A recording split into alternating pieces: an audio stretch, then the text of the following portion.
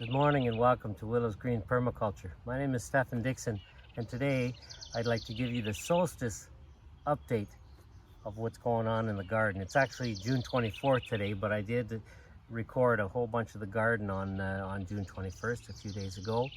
And today I'm going to talk to you about everything that's growing and all of the different companion planting combinations that there are, because this is a really good time to see everything, because not everything is too big. And so it's a real good time to explain how all of these combinations work. So if this is something you're interested in, then let's get started.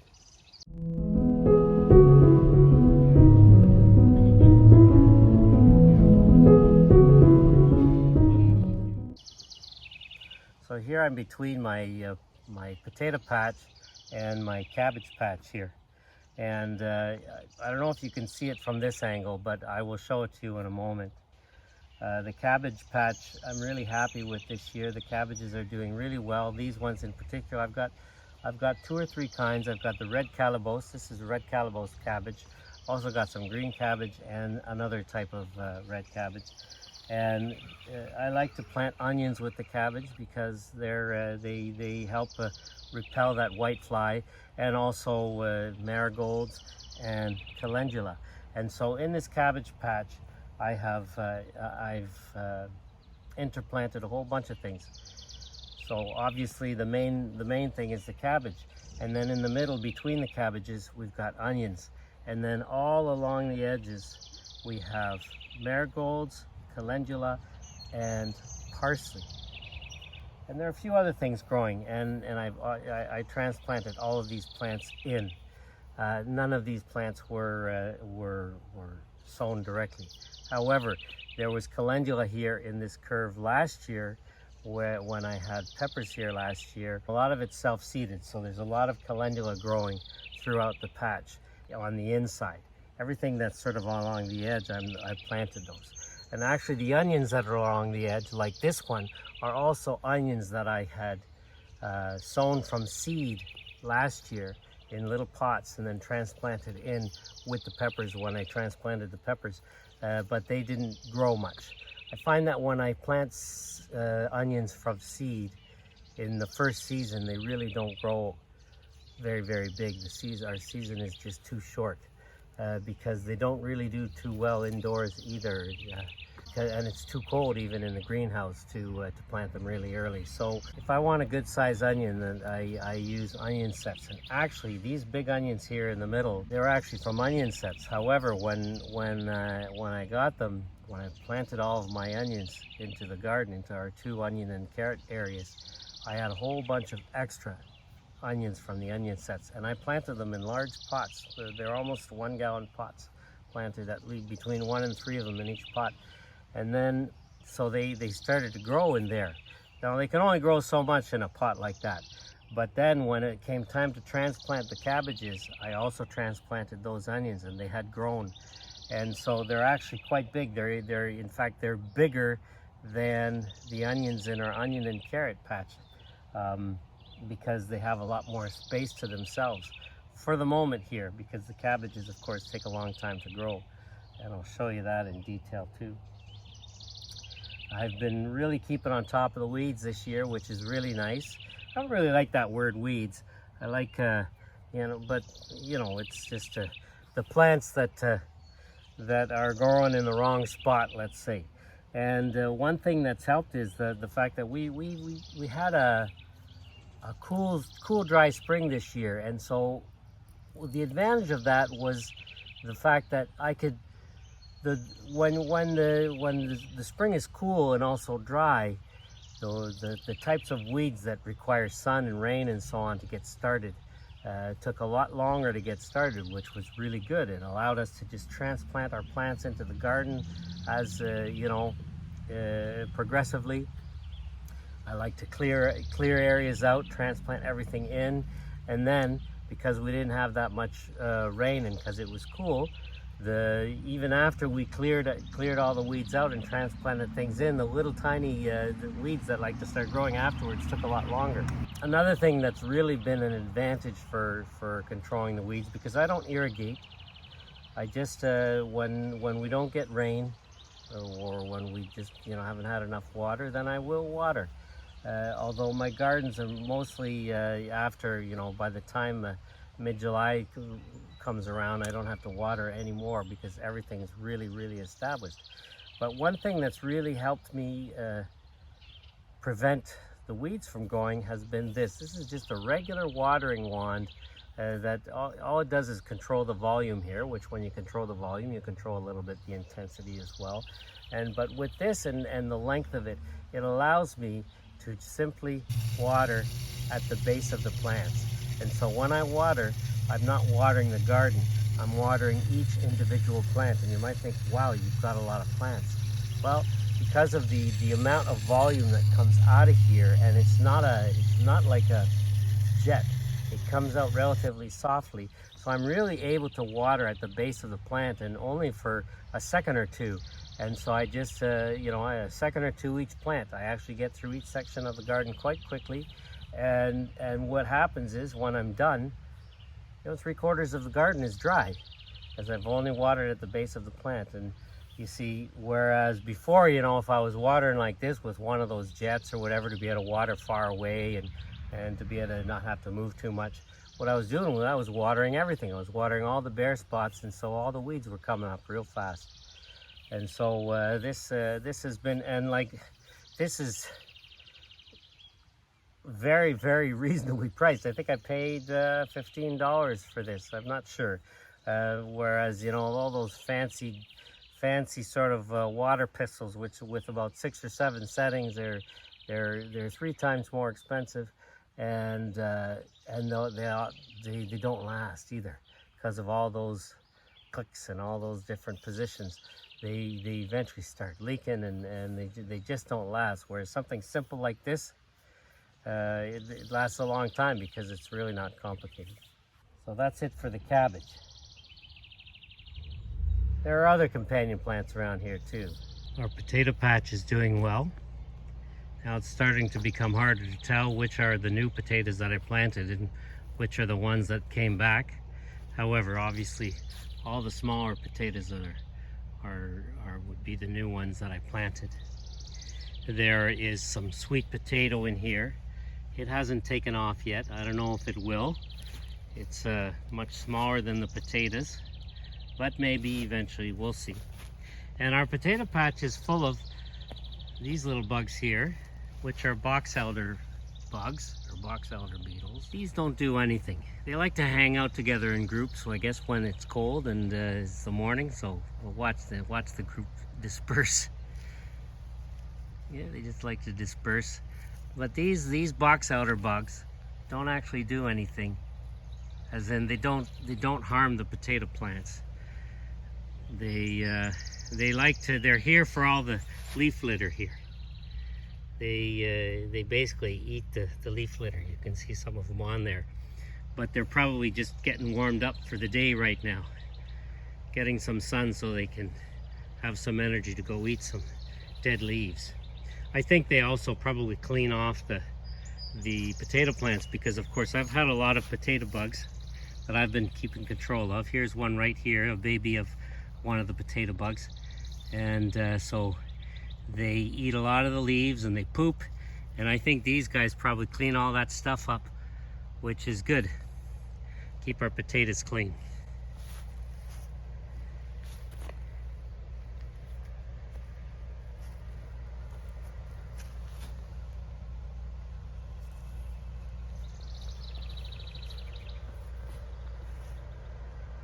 I don't have too many companion plants inside here with the potatoes. I suppose if I did, I might have fewer of the potato bugs. Now you don't see too many because I've really kept on top of them, but I've literally taken hundreds of them off. There's a whole bunch over there. A whole bunch of them right here, so you can see how they damage the plant. I control them by hand and it's sufficient. I have a little bit of sage here, and of course the potatoes are right up next to the garlic. But I should get some companion plants into the potatoes. Probably some more onions and stuff like that. Try and repel those potato bugs. I'm happy with how our peppers are doing. They're good and well established now, standing straight up on June 24th. And so they're well on schedule to giving us a good harvest of peppers this year. And what I've got surrounding the peppers here, I've got some nigella. No, sorry, that's not nigella. That's coriander. I've got some coriander and I've got some chipiche. So I've got a row of coriander mixed with chipiche here. These chipiche are going to get quite big. And then on this side I've got some little bit of spelt. Got some sunflower volunteers going here. And then on the north side here, these are eventually going to get really big. I've got some buckwheat. So there's that pepper patch, and then on the other side of the rhubarb and the asparagus, got this other pepper patch here, which this was where I had broccoli and cauliflower last year. There are quite a few weeds coming up here. I've been controlling with just basically with the hoe. I've got to get down there and pull out the stuff that's close to the peppers. I got to get that by hand, but I'll be doing that soon. As they get a little bigger, it's easier when you're doing it by hand. But these peppers are doing really well too. And I don't have any companion plants planted into this section, but I suppose the weeds are acting a little bit like that. Oh, I see we've already got a couple pepper blooms here. That's nice. And actually on the other side over there, there's a whole bunch of mint. So look at all that apple mint over there. That's probably helping out those peppers too. And I've got another pepper patch a little further away right here. Further away because I don't want too much cross-pollination happening, because here we have our vegetarian peppers. Right here are non-spicy but spicy flavored peppers from Guadeloupe, along with some sweet chocolate. I wouldn't mind if the sweet chocolate peppers cross-pollinated with the vegetarian peppers, because they'd give them a real nice color. And I've got them mixed up with our sweet potatoes here, there, and here. And I'm hoping those sweet potatoes grow at the base of the cabbage, and maybe even grow into the potatoes over there. And then along the edge, I've got some nigella and some basil growing. I actually had more nigella growing here, but I needed some of the nigella that was growing here for something else. And so I took 3 nigella plants out and replace them with some extra basil plants that I had. And then back here at the base of the garden, I've got a couple more pepper plants here. These are auxilio peppers, and I've got them totally isolated from all the rest, because these are peppers that can randomly be extremely spicy. They can also be sweet, and they grow like spicy peppers, so they get many peppers, which is really nice. However, they grow a pepper that's the size of a bell pepper, or practically. And so I really like them, but I don't want them to cross-pollinate with the others. They're growing here with 3 salsify plants and some citron melon. Let's go back to the sunny area of the garden. It's about 8 o'clock in the morning right now.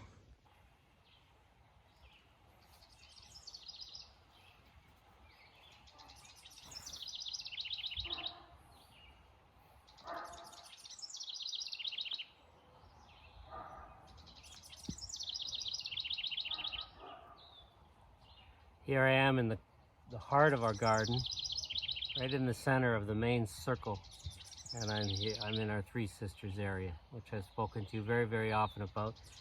Everything's doing really well. The squash are just coming in. I don't know if you can see them, but they're coming in a little bit everywhere. And I planted more than I need. I'm going to have to remove some of them as soon as they start to get, as soon as they've got the couple of adult leaves on them. And then I check and look for the squash bug, and cucumber beetle eating them and so on. And so that's why I put the extras, and I just removed the ones that have been eaten by those beetles. We're pretty well close to the end of their cycle anyway, as it's June 24th.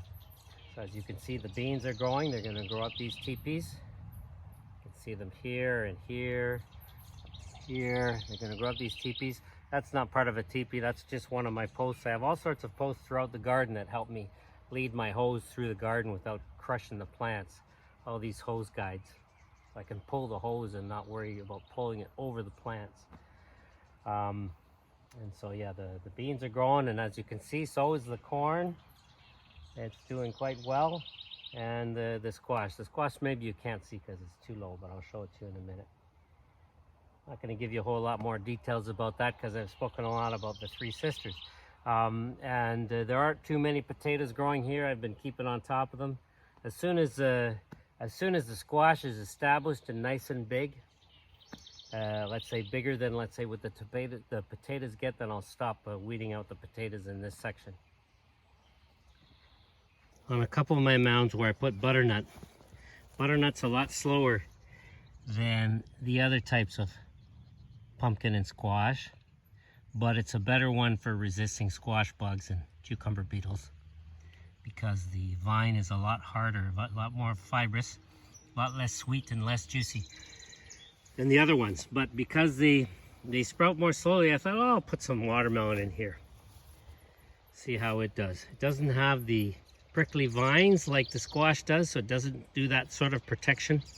But I'd like this watermelon to grow over here towards the garlic as the garlic starts to, because we're going to soon, in a couple weeks, we're going to be harvesting all this garlic. It's almost ready. Well, almost. It's going to be a couple weeks. As you can see here, let's show you one of our garlics here. So you see it's got a leaf that's drying down here. And it's got 1, 2, 3, 4, 5, 6, 7 healthy leaves, and none of them have dried up. When it's down to about 4 healthy leaves, that's probably when I am going to harvest it. When about 3 have dried up and 4 are still healthy. Or maybe when 4 have dried up and 3 are still healthy. I have to verify that. Here's another one. So a leaf drying down there, and then we've got 1, 2, 3, 4, 5, 6 healthy leaves. So yeah, we're still a long ways off from harvesting, but like I said, it's probably going to be the end of the first week of July or max mid-July when I harvest this garlic. The garlic is also surrounded by many companion plants, which I would hope help to repel that leek moth. We've got yarrow, a wonderful companion plant that not only repels deer and many insects, but it also contributes to the health of the plants around them, to their own defenses. We've got some wild bergamot here, oregano, plantain, some more wild bergamot, more plantain. Love this plantain. We've also got creeping Charlie. Always have creeping Charlie. It's easy enough to pull though. I just put it into the rows. Got a bit of mustard growing there. I've been pulling that up. A lot of raspberries because they're expanding from the edge of the garden there. They're expanding into this area. Got some mint that I've got to keep on top of too. And more plantain. And you see, you see this is the broadleaf plantain, Rugel's plantain, and it's going to seed. And these seeds here, when they're ripe, when they're ready, you can use them like chia. Really, really healthy. I can't wait to harvest all these seeds. And on this side of the garlic, we also have some lemon balm, Melissa officinalis, and more yarrow and so on. And then over on that edge, we also have a bit of mullein, which I've just let grow. Mullein gets pretty huge, but it's between the garlic and the potatoes. It's not gonna, it's gonna be pretty. I just left it there. So I've shown you the cabbage, the potatoes, the three sisters, the garlic, and the peppers over there and over there. Let's continue.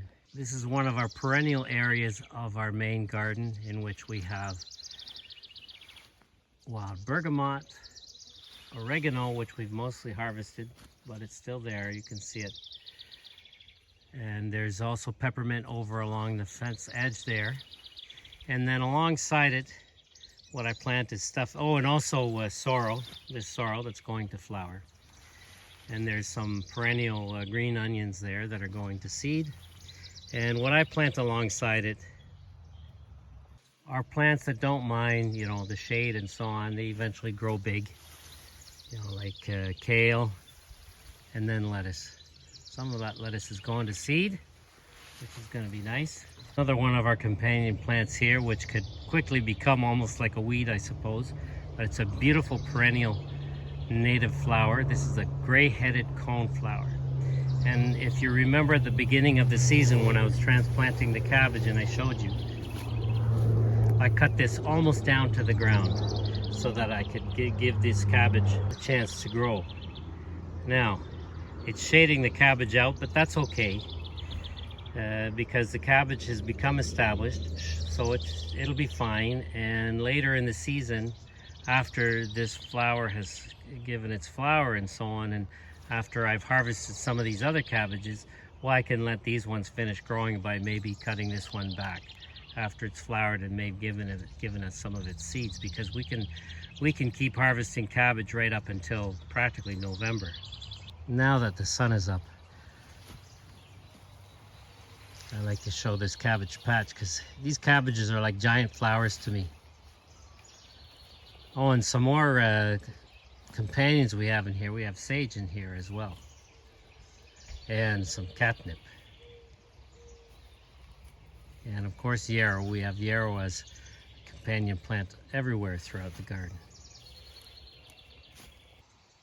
Here's our watermelon area with the two types of basil.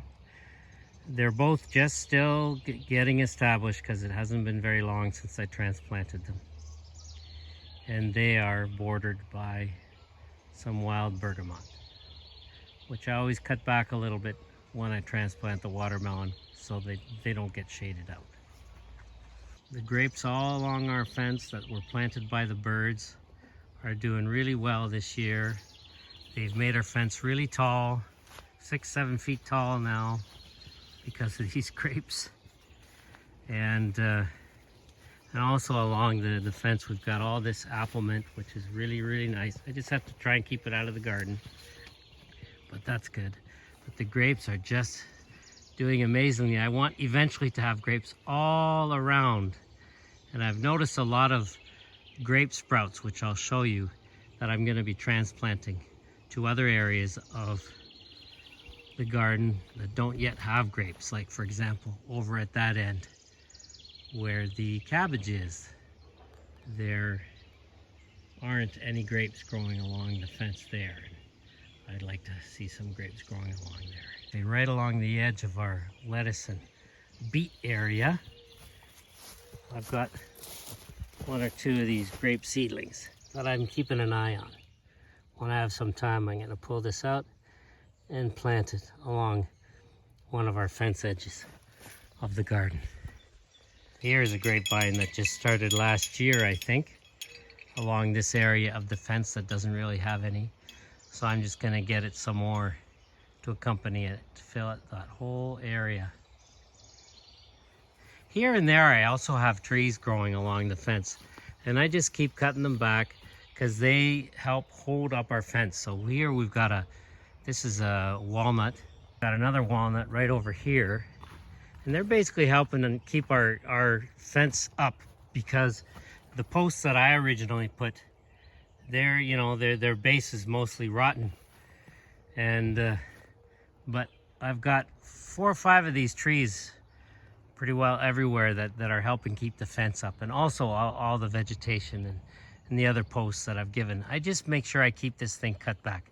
As you can see, this is a few years old, because look at the size of that trunk. And but it's right along the fence, and it also holds this line up that's keeping the grape up in the air as well, which is good.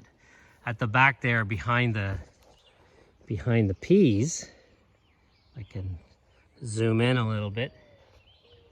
Here we go. There's a sumac that I also have to keep cut back, but it's also holding up the wire that holds up the grape and holding up the fence as well. So basically we have live fence posts that we never have to replace. We just have to make sure that they don't grow big, which is easy enough to do while they're small. And you just keep them small and they never get big. The lettuce and beets here are doing really well. It's time to pick a lot of this lettuce and give the beets a lot more space. I'm going to start, picking, let's say through the row here, I'll pick up maybe half the row so that the other half, the lettuce can get bigger. And then it gives the beets a bit more space. But beets are very patient. They don't need a whole lot of space above because they can just put more leaves higher up and so on. And so yeah, they're doing really well. I see I only have one of these beautiful red-leafed beets. This is really, really beautiful. I've got a bit of evening primrose here. I don't want to pick it, but I'm just going to cut it back so that it gets bigger later in the season. See, all I did was cut that. So this evening primrose will keep growing and get bigger later in the season after I've picked this beet. The huckleberry is becoming established. Oh, it's got a little potato bug on it. Oh, I'm going to take that. That's not good. The potato bug can spread the blight from potatoes to tomatoes. And of course, the huckleberries in the potato and tomato family, the Solanaceae family, nightshade family. On this side we have more beets and lettuce. All these beets are basically homegrown seeds, which is really nice. Except for that one, I think that was some leftover seed from some, I think it was bull's blood. That's bull's blood beet. And then over here we have some, this looks like mustard, but it's actually, don't eat that much of it. Turnip, that's turnip right there. We have some turnip, the leaves that look like mustard. And we have some rutabagas, the leaves that look like kale. They're all in the same family and they're mixed up with some carrots here. Speaking of carrots, these carrots here with the tomatoes and the lettuce are all doing really well. Believe it or not, these carrots were planted in pots, just like those over there. Planted in pots. I like to do some carrots planted in pots that I can transplant at the right time. Because carrots are real slow to sprout. However, over here, these carrots were direct sown when Maggie and I put in the onion sets. So we onion sets and so we sowed the carrots, and both require a heavy weeding in order to be able to do well. And so we just weeded this area heavily. Actually, it was Maggie who did most of that work, and she really did a wonderful job because look, all you can really see is 90% carrots and onions, which is a first for us. Well, so I'm really happy about that. The tomatoes here are doing really well. Eventually, I'm going to be adding some pieces of wood between these posts so that they're more like these ones, and they help hold up the tomatoes. But I still have time before I have to do that. Tomatoes haven't gotten that big yet. And I added in some lettuce inside there. I had some leftover lettuce plants, and we're gonna be able to harvest those when all our other lettuce is done. They're gonna be shaded by the tomatoes in the hottest part of the summer. So we should have some lettuce at the end of July, which will be really nice, because by then we will have harvested most of this stuff, like this beautiful red lettuce, and we'll be just waiting for it to go to seed. This red lettuce I'm going to isolate from the other stuff, or try anyway, so I can see if I can get some seed from it. I've often tried to use the exterior fence to plant stuff along, but because of everything that we have on the outside contour of the garden to protect our garden with, there's a lot of weed pressure. However, here I've got, and there's particularly lots here, because that's a lot of goldenrod right there, although we do have some hollyhocks over there. But what I put in here was lettuce and and kale. And this was the first lettuce I put in, and we've eaten a lot of it, a whole bunch of it, and some of it's starting to go up to flower and seed, which is great because we need some new lettuce seed. Oh, and something else that's growing in with the cabbage is sunflower. We have sunflower pretty well growing a little bit everywhere in the garden. I never have to plant it. The animals plant it for us every year.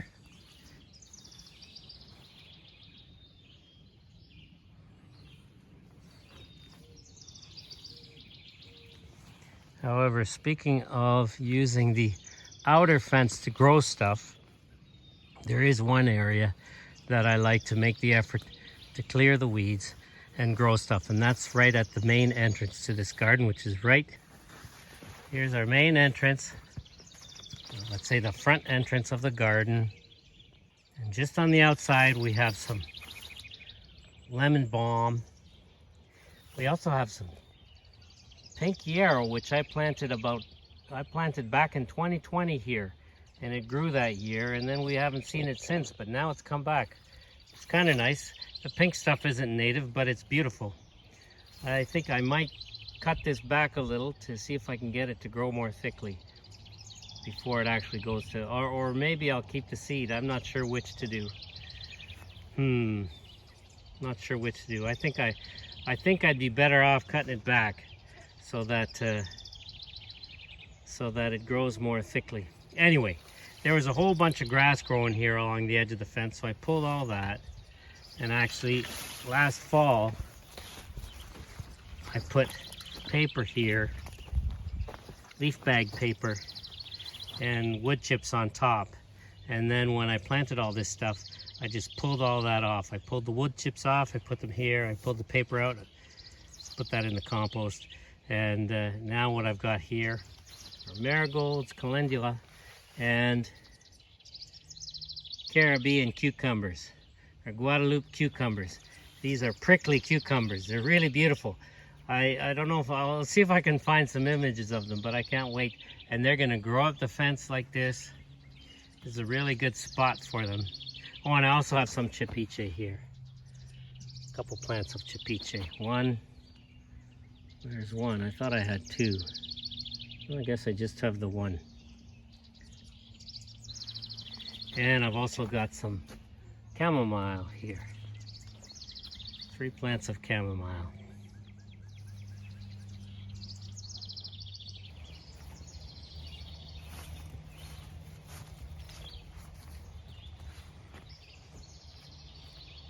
I've shown you most of the garden, but there are a few things left to show. I've been hoping to show everything while it's been sunny, but let's finish up.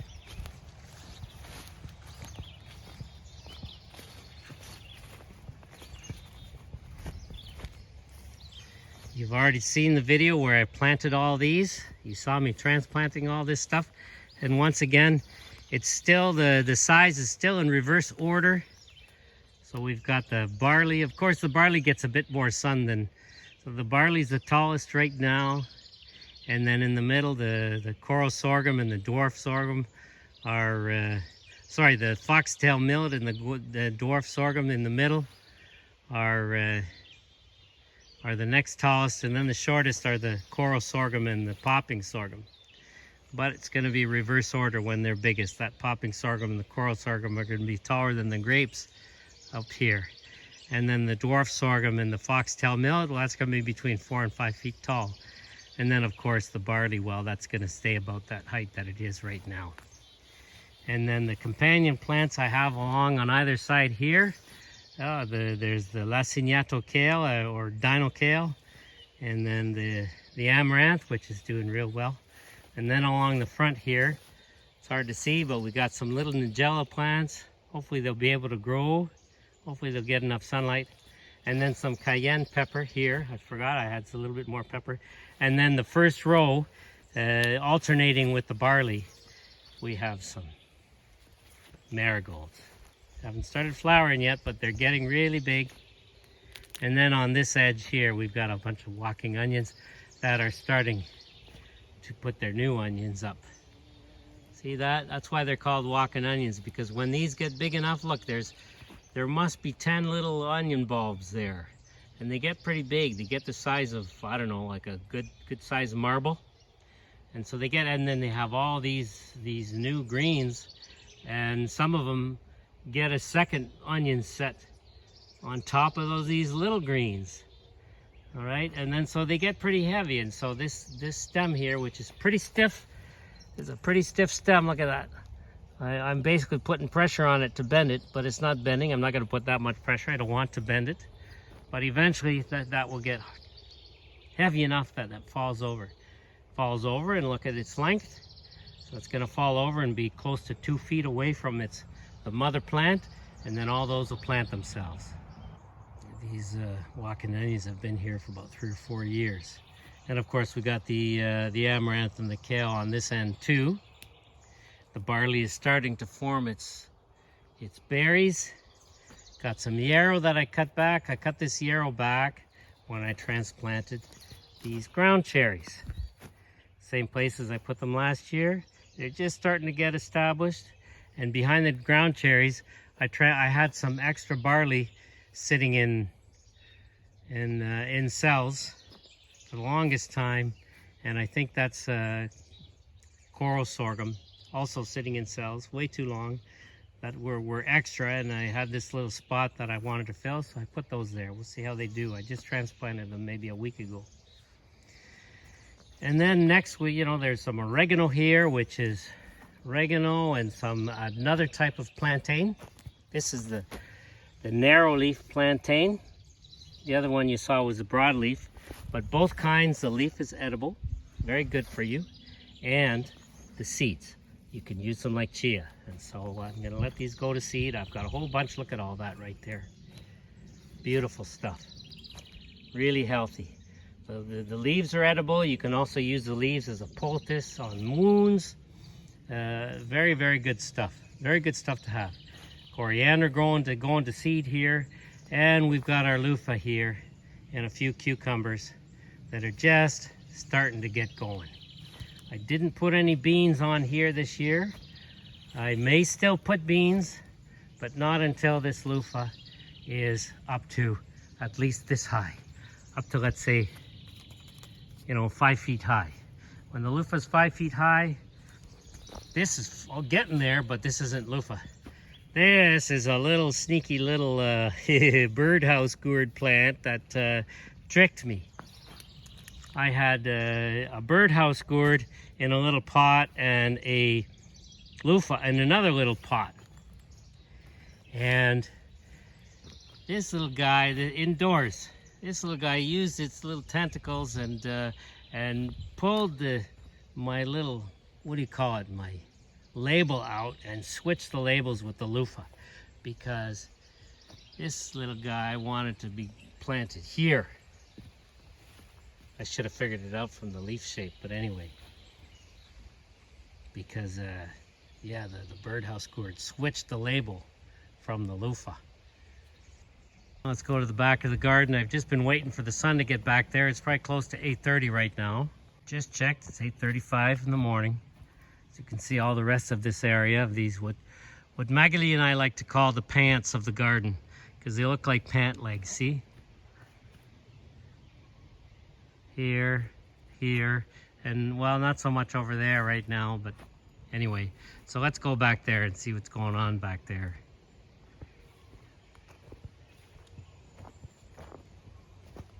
These are volunteer potatoes here and over here.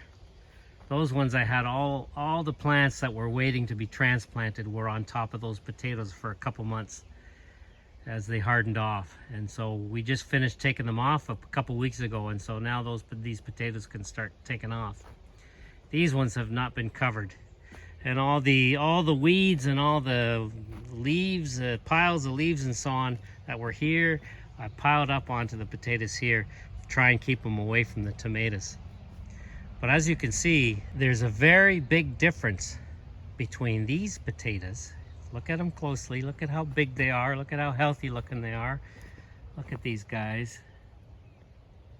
Really doing well. And the potatoes in the center of our garden. And that's because these ones have so much of this potato bug pressure. But the thing is, in the end, these guys do well. These potatoes and the new ones that I planted that are just coming along are eventually going to look like those ones back there, just a little bit later, which just means that we'll be harvesting them a little bit later, which is fine. These will be perhaps maybe our first harvest. But because these don't get as much sun, they may take longer, and that might be another reason why these are taller, because they don't get as much sun as those ones in the middle. Here we have some leftover foxtail millet and some other grains. And I've got some, what is that stuff called? Fennel. Got some fennel. It's the last of our lettuce.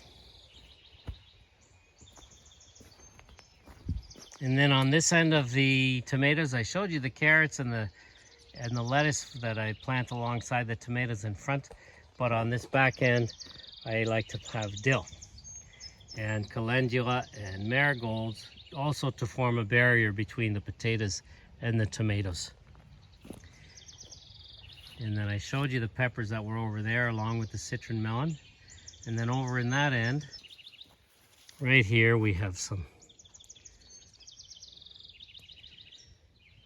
this is some, I believe it's coral sorghum. No, this is dwarf sorghum. We have some dwarf sorghum here and barley. And then companion planting with some basil here. And then over on the inside, I had some leftover beets, so I put those in there too. And then here are those other cabbages I said we had. These I transplanted a little bit later than the red calabos. This is just some regular green cabbage. And it's interplanted with marigolds, with cepiche, all the way through. And actually there's a lot of borage that grows volunteer here. You can see some right there. I let that grow too. But if it starts to shade out the plants, then I cut it back like as you would comfrey, because I don't know if you knew this, but borage and comfrey are in the same family. They smell the same. The leaves, there's a certain quality to the leaves that when you touch them, that's the same as well. Here's some more borage. And so I cut it back and lay it on the ground. The leaves decompose pretty quickly, and so it behaves just like comfrey, which is nice.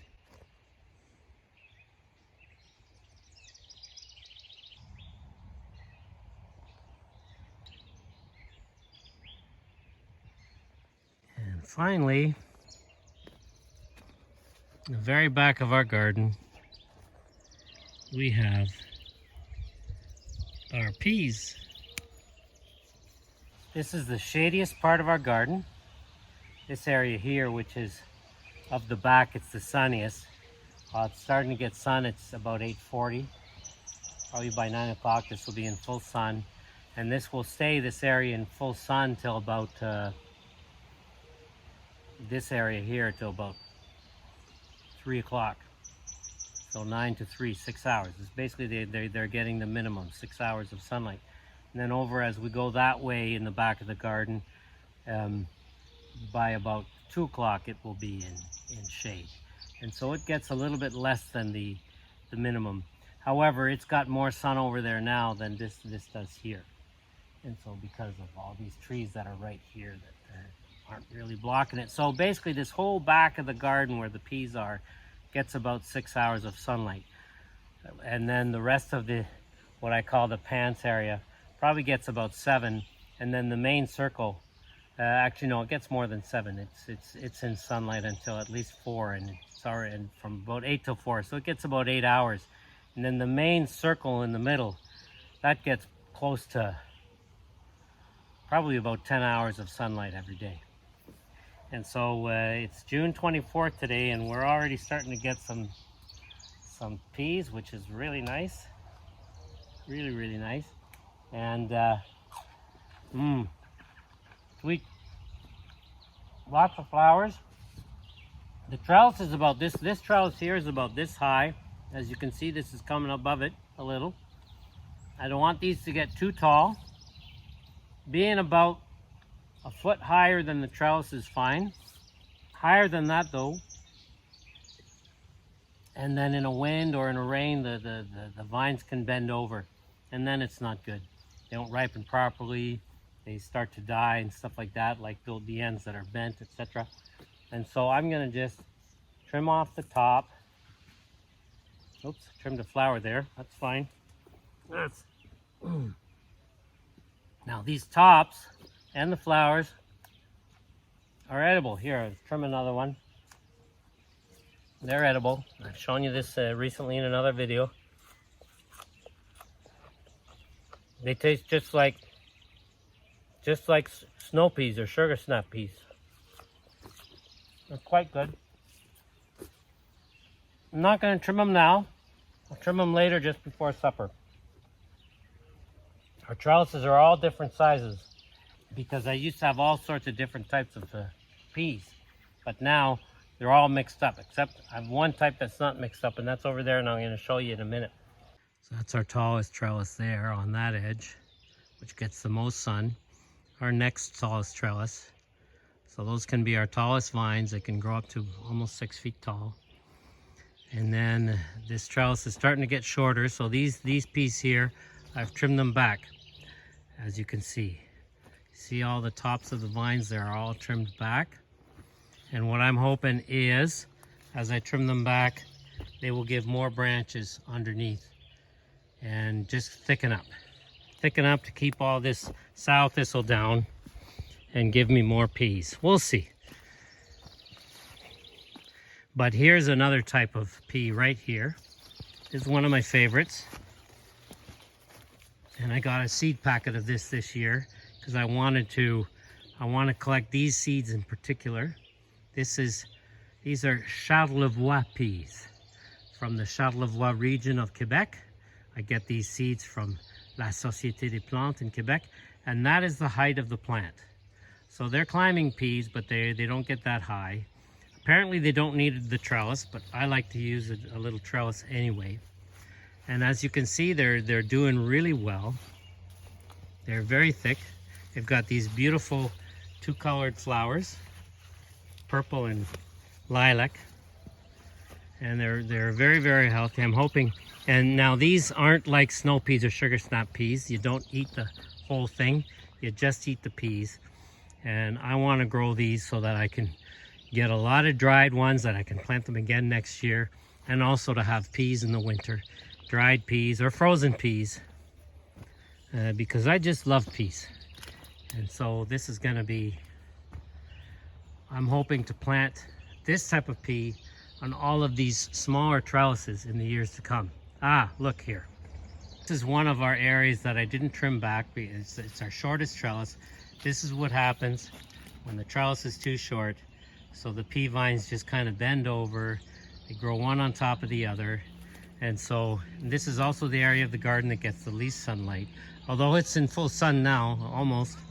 But anyway, it's good that I have all these sort of different situations that I can show you the different ways that these things grow. There are all our peas. This trellis is a little taller, so these ones are good. There are Charlevoix peas right there in the middle. And then there are all the others. A couple last things to show you. There's some okra that I just transplanted into the garden a few days ago, right alongside these peppers. Peppers like to grow with okra. A couple other things. Our parsley here from last year that's going to seed now. It's quite tall. Got that one tied up so it's not sprawling all over on top of the peppers. I might tie this one up too.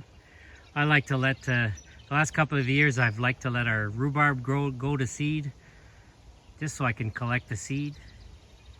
And you don't get as much rhubarb when you do that, but that's okay. We get tons of it anyway. We have 3 plants of it too. The asparagus is doing really well this year. We've harvested a little bit of it. Next year I hope to harvest more. Can't really see it anymore, but you can see the seed pods here. The green cabbage from last year that went to flower is now creating its seed pods. They're still green right now. I'm going to wait for them to dry up, and then I'm going to harvest those. The plant now is surrounded by all those potatoes, and just in front of these Charlevoix peas. The pumpkin patch is coming along too. Basically where you see all those teepees, those are three sisters as well. And in the other areas where there aren't any teepees, there's just the corn and the squash. And I'm going to show you what I was telling you earlier. Here's a volunteer sunflower. I probably shouldn't keep it because it's going to shade out this squash, but it's just too beautiful. Anyway, look at here. So you see, I've got way more squash than I need here. I only need a couple plants, about 3 plants. And so here, for example, this is the part I really don't like. Look at these 2 beautiful squash plants. I can't keep them both. And now that they're touching each other, well, they're affecting each other's growth.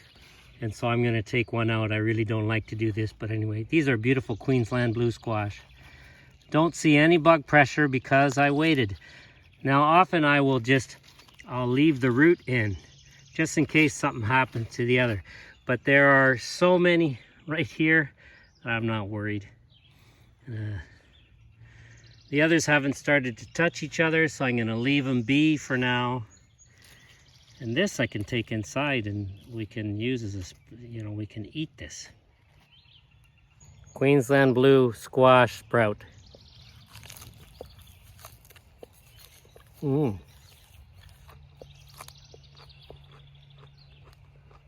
Very nice. Here are 2 more that are touching, so I'm going to take this one out. Just leave that one be. Another Queensland blue sprout. One of these leaves has bugs on it, so I'm just going to eat the other one. Here's the Williams sorghum in our pumpkin patch. I like to plant it here. It's quite small because I planted it very late. About a week later than I wanted to, and that's just because the week I wanted to plant it, I was just not feeling well. Got along this section of the pumpkin patch too. Basically the north and the northwest part of the pumpkin patch. I've got another update here. This is an update of the January video where I was winter sowing perennial native wildflowers, the seeds that I got from the Ottawa Wildflower Seed Library. And now I'm hardening them off. I've taken them out of the forest and I'm hardening them off. These ones, which are hardening off just by the garden, just by our main garden, are going to be planted right here, which is the area generally just by the road where we've been receiving our compost piles when we order compost. But we don't plan on doing that too often anymore. And if we do, we've got another spot for it. So now this is going to become a wildflower meadow. There's the last of the compost that I ordered last fall. Very little bit left. We had it on top of a tarp and just had a little bit left, just poured it here. We're going to rake away all those wood chips. We'll rake them over to all that greenery that's surrounding this little circle. This little circle is surrounded by yarrow and sorrel, and there's a little bit of purple stem angelica over there. There's some anise hyssop. This was from a video I did a couple years ago where I was basically broadcast sowing in this area. And so now this is going to be filled with wildflowers, with 75 wildflower pots. And in each pot there are multiple plants as well. So this is going to be a beautiful little native wildflower meadow here. And then we have a whole bunch more here that are hardening off, and we are going to plant here in our peace garden. Now these conditions are different. The conditions of the garden I just showed you were full sun and dry, whereas here this is part shade to full shade. The conditions are medium moist to wet in the back. And so it's a whole different type of plant that we got here.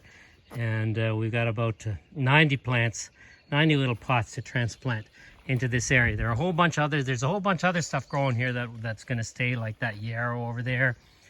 We've got some purple Russian kale that's going to seed here. I want to collect that seed. And then over here where it gets a bit more sun, there's some cabbage seed that's going that I'm going to want to collect the seed from, Got some Joe Pye weed there. So there's a whole bunch of other stuff that's staying. We've got some celery going to seed here. I want to collect those seeds. But otherwise, this is going to be full of native wildflowers. And right here, I haven't started hardening these off yet. They're still a little bit protected. These are going to be for our rain garden. These are plants that like the conditions wet. Once again, native perennials. As this little snail shows you, the conditions are wet here. Look at that snail going.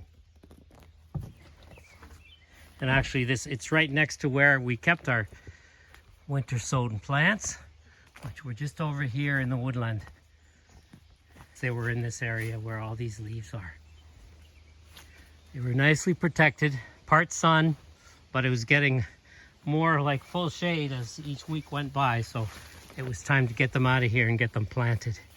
I'm really happy at how much they grew. The rain garden is right beside our pumpkin patch. This is our pumpkin patch, and there's our rain garden, surrounded by the elderberry, the basket willow, all sorts of wildflowers.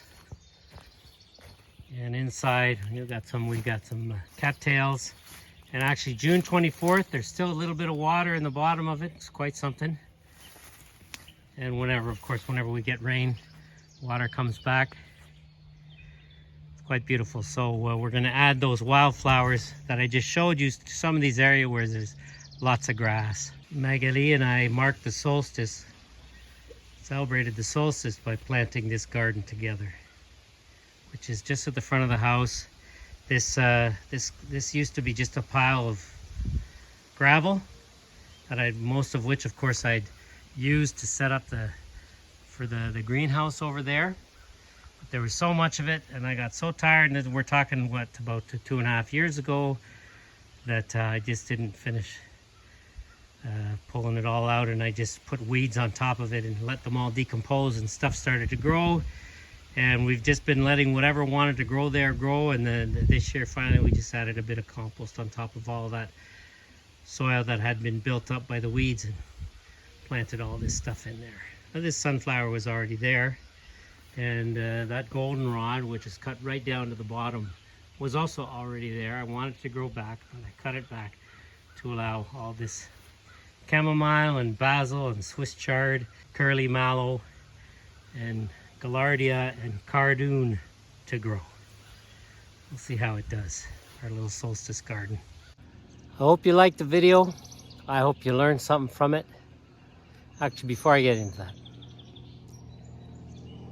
now, before I finish this video, some of you who've been following maybe would like an update on how things are going with the antibiotics, with the Lyme.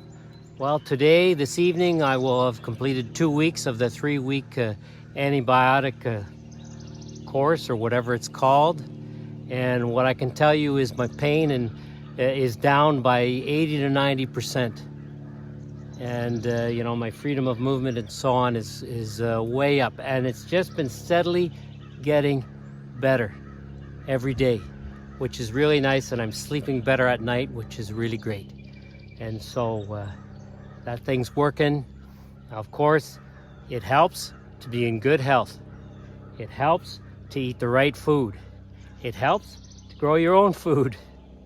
Because when you grow your own food, you know what's in it. But not only that, there's something about growing the food on the land where you actually live.